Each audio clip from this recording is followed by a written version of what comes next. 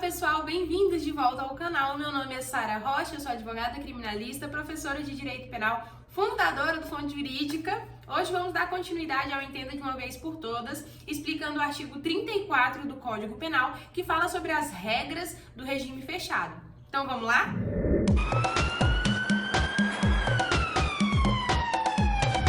Bom, então o artigo 34 do nosso Código Penal fala que o condenado será submetido, no início do cumprimento da pena, a exame criminológico de classificação para individualização da execução. O que significa, gente? Nós temos o princípio da individualização, que é importante falar, né? Então, cada pena será individualizada, né? Levando em conta as circunstâncias pessoais de cada pessoa, levando em conta a gravidade do crime, a forma como o crime que ela cometeu foi cometido. Então, levando em conta diversas variáveis, nós teremos penas individualizadas para cada indivíduo. Por que eu tô falando disso? Porque aqui no finalzinho do artigo ele fala para individualização da execução. Segundo esse artigo tópico, nós teríamos que conseguir fazer esse exame criminológico para entender a personalidade desse sujeito, a gravidade do crime que ele cometeu, pegar esse sujeito e colocar ele junto com sujeitos que cometeram, que têm personalidades similares e que cometeram crimes similares. Então, esse exame criminológico que está falando aqui no artigo 34, ele é obrigatório no início do cumprimento da pena pelo nosso Código Penal para isso. Quando a pessoa ela vai cumprir a pena dela, ela tem que inicialmente, se for no regime fechado, inicialmente, antes de começar a cumprir a pena dela, ela tem que fazer esse exame criminológico. Esse exame criminológico é um exame criminológico que vai reunir diversos profissionais de várias áreas diferentes, psicólogos e tudo mais, que vão fazer a análise daquela pessoa para entender a personalidade dela, né? Tudo sobre a pessoa. Então, o que esse artigo aqui fala? Esse artigo fala que quando o condenado for iniciar a pena dele em regime fechado, ele terá que fazer um exame criminológico para receber uma individualização de pena na execução dessa pena dele. Isso seria, gente, como eu falei no último vídeo, né? Alguns presídios, né? Eles são um presídio só, separado em alas, e as pessoas ficam ali todas misturadas, né? Quando a gente tinha que ter, na verdade, um local específico para cada tipo de crime cometido, né? Com base nisso, nessa personalidade da pessoa, na gravidade do crime que ela cometeu, a gente conseguir separar essas pessoas, para evitar que fique todo mundo junto, no mesmo bololô, e a gente coloca lá o cara que foi preso por tráfico, que pegou uma quantidade, na verdade o cara era usuário, mas ele pegou uma quantidade grande e foi enquadrado por tráfico. Beleza, aí o cara vai preso junto com um estelionatário, um estuprador, um homicida. Aí o que você acha que vai acontecer o quê com essa pessoa? Essa pessoa vai se desenvolver para o crime. Lá dentro dos presídios a gente fala que funciona a escola do crime, onde o cara chega lá, um traficantezinho, não menosprezando o crime de tráfico de drogas, porque é um crime sim importante, tá? Mas eu tô dizendo assim, às vezes o cara chega lá porque foi preso com uma quantidade ínfima de droga e tá preso junto com a galera que é de uma organização criminosa. Então ele se junta com essa galera e aí ele aprende mais um pouco sobre o crime. Ele entra lá um traficantezinho, ele sai de lá um homicida, o dono de uma organização criminosa. Então é mais ou menos assim que acontece na nossa prática. Por isso que seria interessante essa individualização da pena, colocar cada sujeito no seu cantinho, entendeu? Então, até 2003, a LEP, que é a nossa Lei de Execuções Penais, que vai definir como funciona tudo dentro dos presídios, é a LEP que vai, tudo que é relacionado à execução da pena, é a LEP que vai tratar pra gente, tá? E aí, até 2003, era obrigatório realizar o exame criminológico para o sujeito progredir de regime.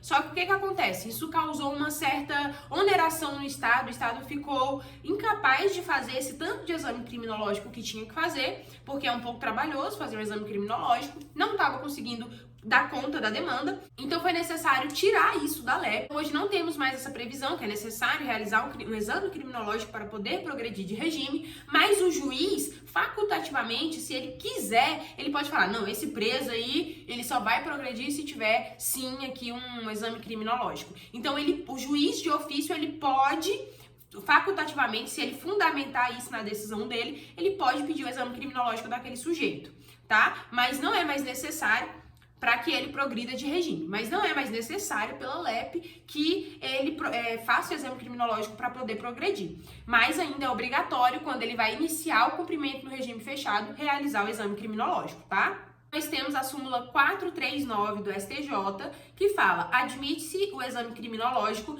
pelas peculiaridades do caso, desde que em decisão motivada, que é o que eu acabei de falar. O juiz, ele pode, se ele quiser, se ele achar que é necessário, né, ele pode fazer uma decisão fundamentada falando: não, essa pessoa só vai progredir de regime se o exame criminológico dela for favorável, né? Então ela solicita a realização do exame criminológico. Nos crimes que são hediondos e equiparados a hediondo, é proibida a progressão de regime nesses casos. Entretanto, se a gente conseguir utilizar o que está escrito nessa súmula, a gente pode conseguir para a pessoa que cometeu um crime hediondo ou equiparado a hediondo, a gente pode conseguir sim que para ela haja a progressão de regime, se for solicitado ao juiz, né, que realize o exame criminológico daquele preso, ou se o juiz, por ofício, já realizar o exame criminológico. Então, pessoas que cometeram crimes hediondos, equiparados a hediondos, como regra, elas não podem progredir de regime, mas se ela realizar o exame criminológico, ela vai poder sim progredir de regime, tá? E aí nós temos também a súmula vinculante número 26. Essa súmula vai falar que, para os efeitos de progressão de regime do cumprimento de pena por crime hediondo ou equiparado, o juízo da execução observará a inconstitucionalidade do artigo 2º da Lei 8.072, de 25 de julho de 1990, que é o artigo que fala que a pessoa que for presa por crime hediondo ou equiparado a hediondo não vai poder progredir de regime, né? Sem prejuízo de avaliar se o condenado preenche ou não os requisitos objetivos e subjetivos do benefício. Quando a gente vai solicitar a progressão de regime, a pessoa tem que preencher esses requisitos, que são os subjetivos e objetivos, podendo determinar para tal fim, de modo fundamentado, a realização do exame criminológico. Então é o que eu acabei de falar para vocês. Você pode, com base na súmula vinculante 26 e com base na súmula 439 do STJ, você pode solicitar que uma pessoa que foi presa por crime hediondo ou equiparado a hediondo progrida de regime, desde que o exame criminológico dela seja favorável, que ela realize um novo exame criminológico e ele seja favorável. No parágrafo 1º desse artigo, nós temos: o condenado fica sujeito a trabalho no período diurno e a isolamento durante o repouso noturno.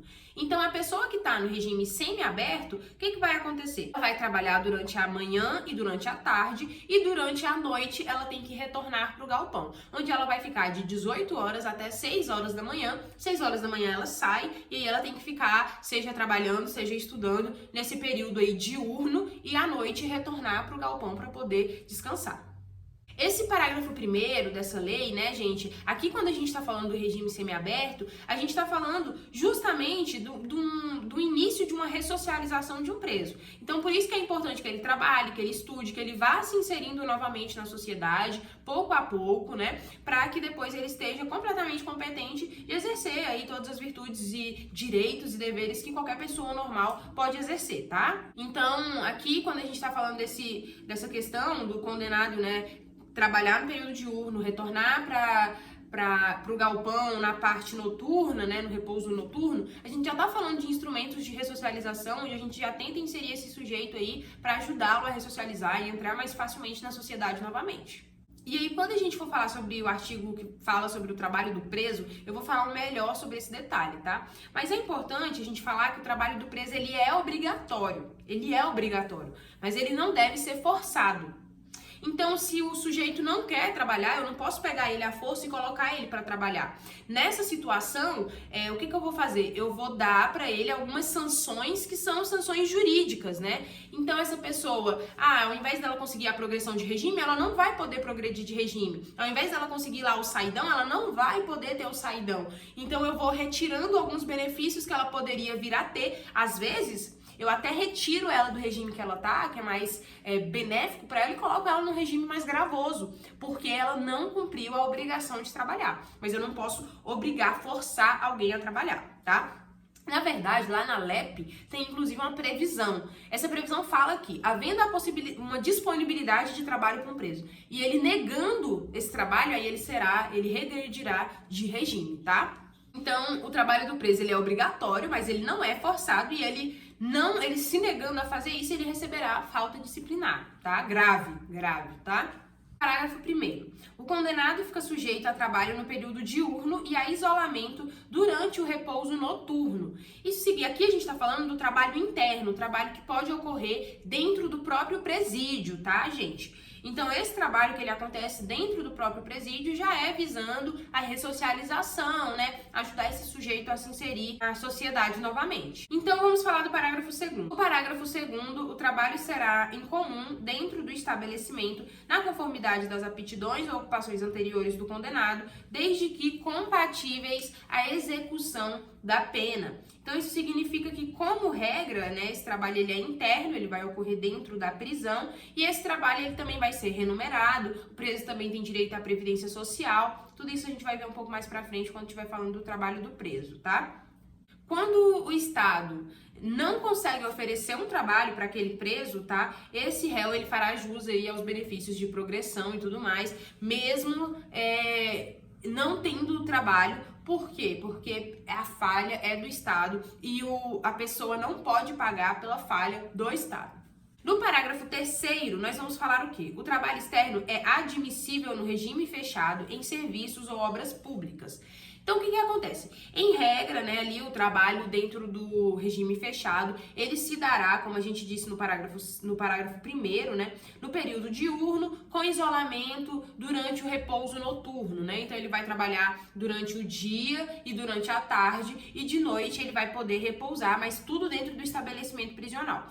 Entretanto, gente, a gente pode ter sim a possibilidade de um trabalho externo para trabalhar em serviços ou obras públicas. Então, há requerimento do Estado, eles vão lá, pegam presos que estão no regime fechado. Aqui em Brasília eu vejo muito isso, pintando, onde tem pichação, onde tem grafite, aí a gente vê eles lá limpando, né? Tem vários projetos, Renova DF e tal, que usam dos presos que estão em regime fechado para colocar eles para trabalhar. Então, excepcionalmente, poderá sim haver esse trabalho externo, mas esse trabalho ele vai se dar por escolta policial, tá? A polícia vai estar lá junto com eles, escoltando e tudo mais, e ele será um trabalho excepcional e servirá somente quando for serviços ou obras públicas. Bom, nós temos algumas situações em que o trabalho penitenciário ele não é obrigatório. Isso se dará para os presos por crime político. Crime eleitoral não deve ser confundido com crime político, tá? O STF já definiu que crime eleitoral é uma coisa, crime político é outra coisa, tá? O crime político, ele tá definido lá no artigo 2º da Lei 7.170 de 83, tá? Os presos por crime eleitoral vão trabalhar obrigatoriamente. Os presos por crime político não necessitam trabalhar obrigatoriamente. A segunda modalidade de preso que não terá o trabalho penitenciário obrigatório são os presos provisórios, que não necessitam trabalhar durante a prisão provisória. Bom, esse é o vídeo de hoje. Espero que vocês tenham conseguido entender as regras do regime fechado. Um beijo, até o próximo vídeo. Tchau, tchau.